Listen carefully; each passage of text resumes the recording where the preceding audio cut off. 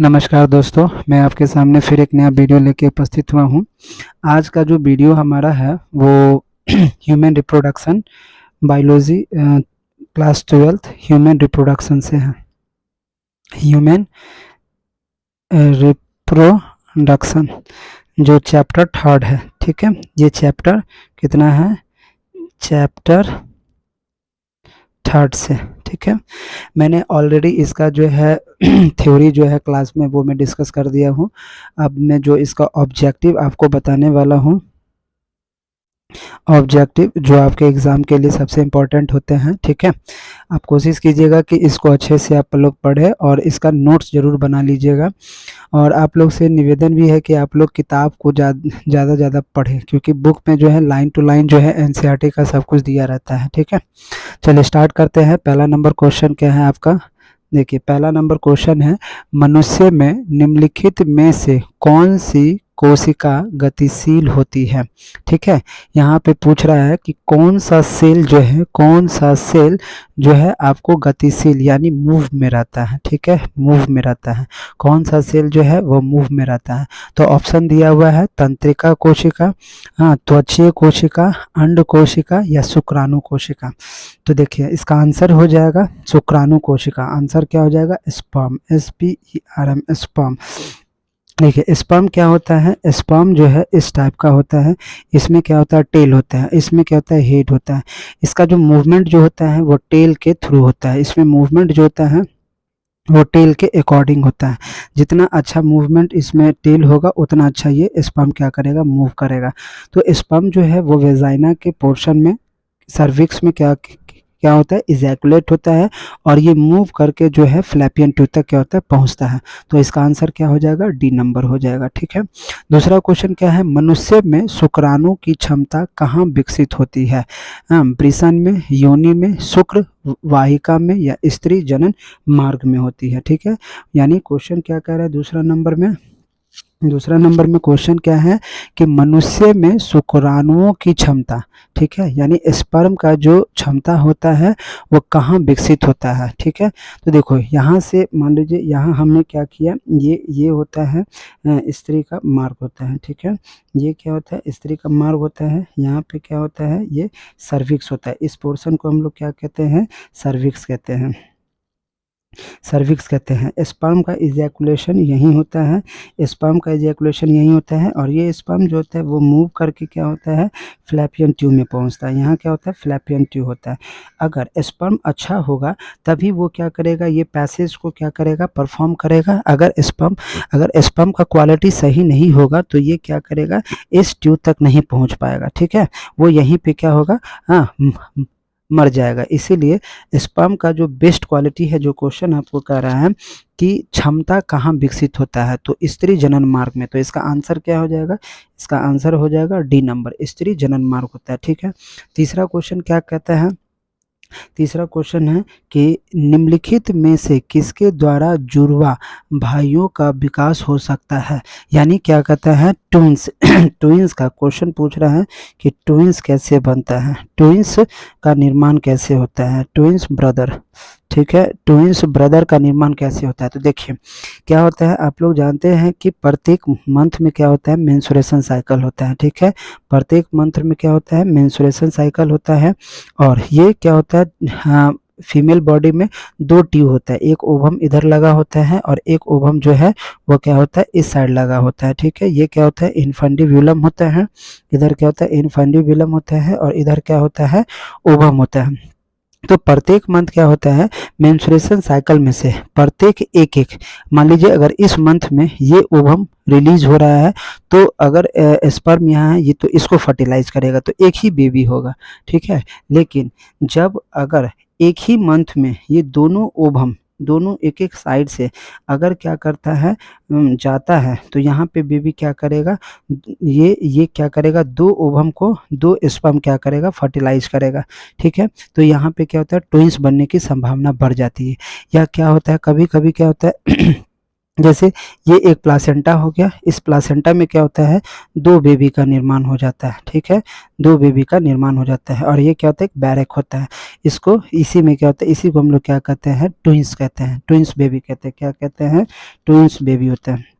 तो कभी-कभी आप देखिएगा कि किसी भी फीमेल को जो ट्विंस बेबी होता है उसका कारण यही होता है कि किसी मंथ में 2 ओवम जो है एक साथ क्या हुआ, रिलीज हुआ, जिसके कारण 2 स्पर्म जो है वो दोनों को क्या किया, जाके फर्टिलाइज कर दिया।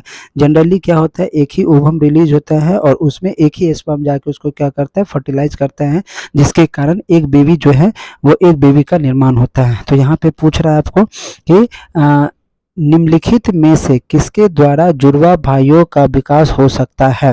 तो ऑप्शन क्या कहता है, ऑप्शन क्या है, एक ही युग्मज या 2 युग्मज या बिना युग्मज या युग्मज। तो एक ही युग्मज जो है वो क्या करेगा, दोनों को जाके फर्टिलाइज कर देगा।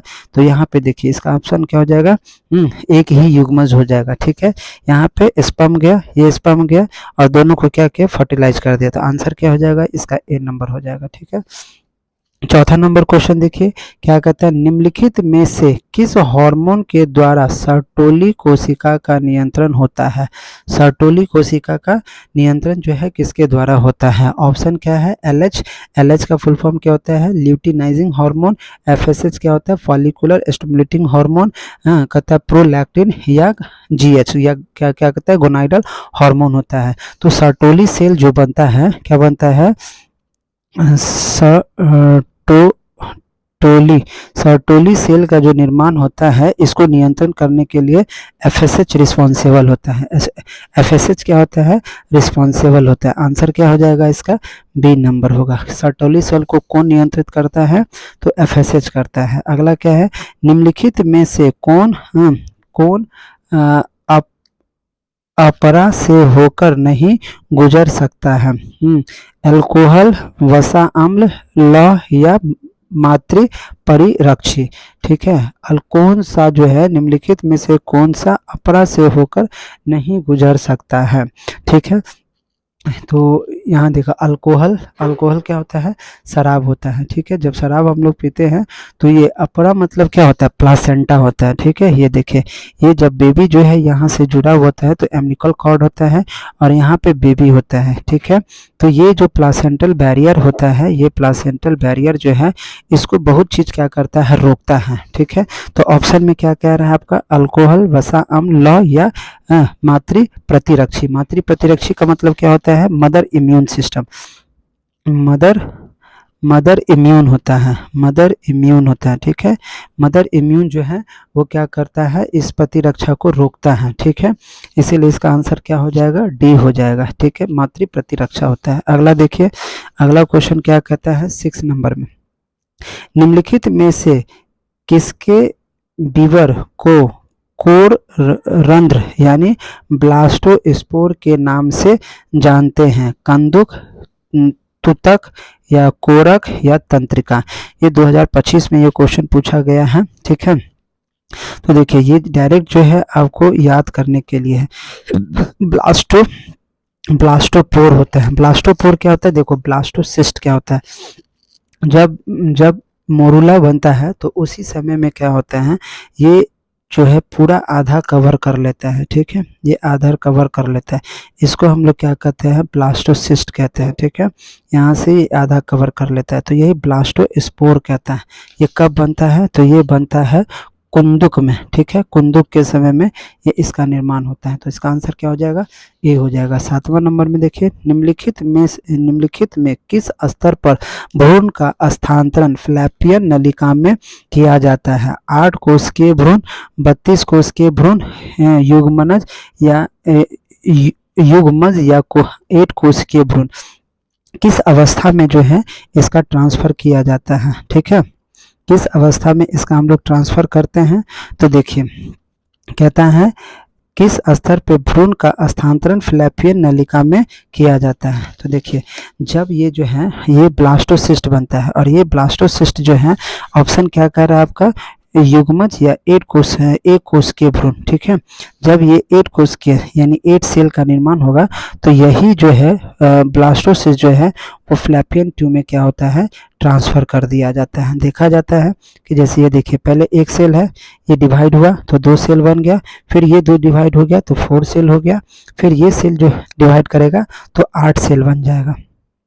कितना, 8 सेल। और यही सेल को क्या करते हैं हम लोग, वहाँ फ्लैपियन ट्यूब में क्या करते हैं, ट्रांसफर कर देते थे। इसका आंसर क्या हो जाएगा, डी नंबर हो जाएगा, ठीक है। 7वां का डी। 8वां में देखिए, 8वां में क्या कहता है, निम्नलिखित निम्नलिखित में से कौन तनाव यानी स्ट्रेस हार्मोन है, ठीक है। एथिलीन, GA3, IAA या कहते हैं एब्सिसिक एसिड। तनाव हार्मोन में कौन आता है, तनाव हार्मोन यानी फीमेल देखते प्रेगनेंसी के समय में ज़्यादा क्या होता है, स्ट्रेस में रहती है। इसको रिलीज करने के लिए जो हार्मोन होता है वो कौन सा हार्मोन है, हार्मोन है एब्सिसिक एसिड होता है। ये एब्सिसिक एसिड ही क्या करता है, स्ट्रेस को कम करता है। तो इसका आंसर क्या हो जाएगा, डी नंबर हो जाएगा।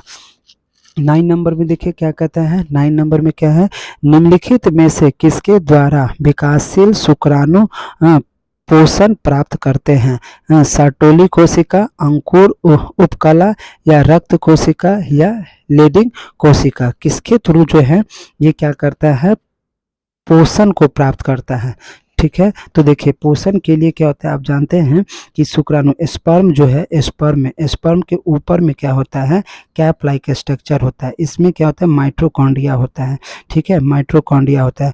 और यहाँ पे क्या होता है, पोषण में क्या होता है, 3 सबस्टांसेस मिले होते हैं, फ्रुक्टोज होता है, ग्लैक्टोज होता है और भी चीज़ होते हैं जो स्पर्म को क्या करता है, हाईली न्यूट्रिटिव बनाता है।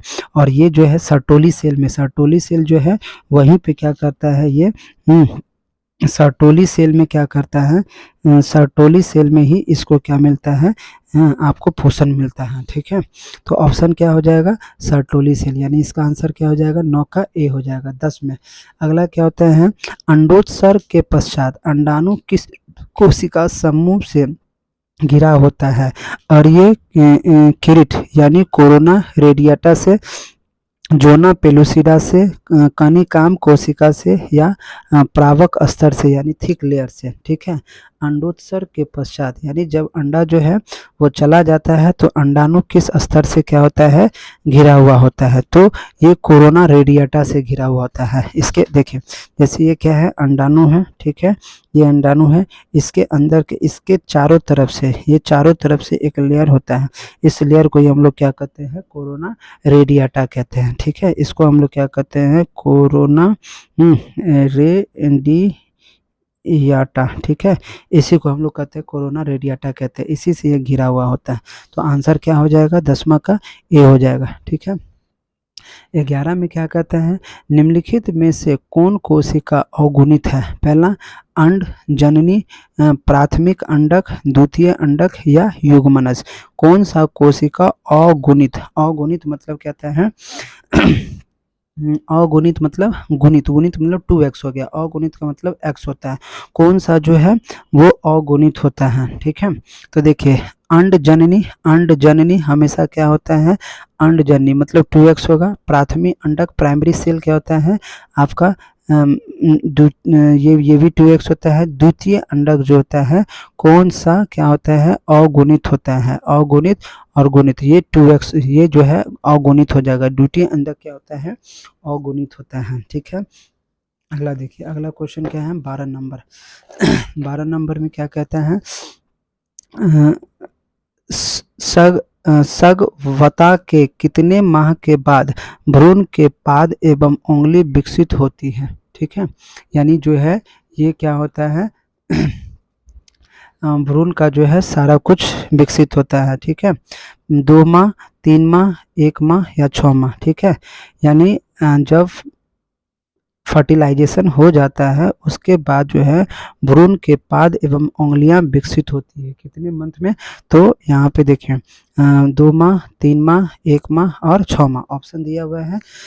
तो कितने माह में हो जाता है, उंगलियां का निर्माण एंड भ्रूण का 2 मंथ में जो है ये इसका निर्माण हो जाता है। इसका डायरेक्ट क्वेश्चन जो है एनसीईआरटी के लाइन में, एनसीईआरटी में भी दिया हुआ है डायरेक्ट। पीछे में आप देखिएगा सबसे लास्ट जो पेज है वहाँ पे पूरा डिटेल में दिया हुआ है कि कितने माह में कौन सा चीज़ जो है विकसित होता है, ठीक है। अगला देखिएगा, अगला क्वेश्चन क्या है, निम्नलिखित में से कौन भारी मात्रा में प्रोजेस्टेरॉन स्रावित करता है, ग्राफिक पुटिक या श्वेत पिंडक या पित्त पिंडक या प्राथमिक पुटक। कौन सा जो है ज़्यादा मात्रा में जो है प्रोजेस्टेरॉन स्रावित करता है, पित्त पिंडक। जब पूरा का पूरा जो है आप देखिएगा ये बन जाएगा, ये येलो कलर का हो जाता है, ठीक है। जब मेंस्ट्रुएशन साइकिल यानी 14 दिन के बाद जो है ये जब आपको डेवलप होता है तो ये पूरा येलो हो जाता है और यही क्या करता है ज़्यादा से ज़्यादा प्रोजेस्टेरॉन को क्या करता है रिलीज करता है। तो क्या हो जाएगा आंसर, पित्त पिंडक। अगला है ग्राफियन पुटिक पाया जाता है नर मानव के वृषण में, पौधे के अंडाणु में, मानव यकृत में या मादा मानव के अंडाणु में, ठीक है। तो देखिए ग्राफियन पुटिका जो है वो कहाँ पाया जाता है, ग्राफियन पुटिका जो है ग्राफियन पुटिका पाया जाता है किसमें, मादा मानव के अंडाणु में, ठीक है। ये जो है ग्राफियन पुटिका जो है मादा मानव के अंडाणु में पाया जाता है, पौधे के अंडाशय में नहीं, ग्राफियन पुटिका, ठीक है। ये क्या हो जाएगा आंसर, इसका आंसर हो जाएगा डी हो जाएगा, ठीक है। तो यहाँ तक आपको मैंने ये चीज़ आपको बताया है। इसके आगे जो है नेक्स्ट वीडियो में मैं आपको बताऊंगा। आप इसको ज़्यादा से ज़्यादा क्या कीजिए, पढ़िए, इसका नोट्स बनाइए और इसको ज़्यादा से ज़्यादा लाइक कीजिए, शेयर कीजिए, ठीक है। नेक्स्ट वीडियो जो है मैं आपको अगले क्लास में दूंगा। तब तक के लिए धन्यवाद, थैंक यू, बाय।